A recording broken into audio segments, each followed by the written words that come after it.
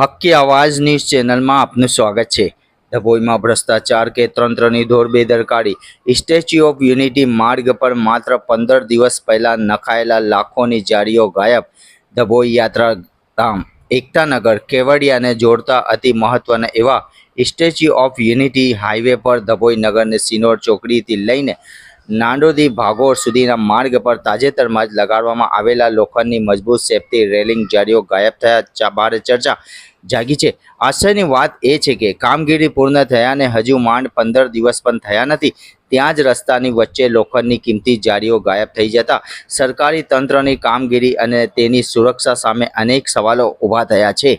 જાળીઓ લગાવવાના મુખ્ય ઉદ્દેશ રોડ સેફ્ટીનો હતો। આ વ્યસ્ત હાઈવે પરથી રોજ હજારો વાહનો પસાર થાય છે। માર્ગની વચ્ચે રખડતા ઢોર કે અન્ય જાનવરો અચાનક આવી ન જાય અને તેના કારણે સર્જાતા ગંભીર અકસ્માતને અટકાવી શકાય તેવા ઉમદા આશય સાથે સરકાર દ્વારા લાખો કરોડોના ખર્ચે આ ડિવાઈડર પ્રોટેક્શન જાળીઓ લગાડવામાં આવી હતી। રિપોર્ટ રફીક મંસૂરી,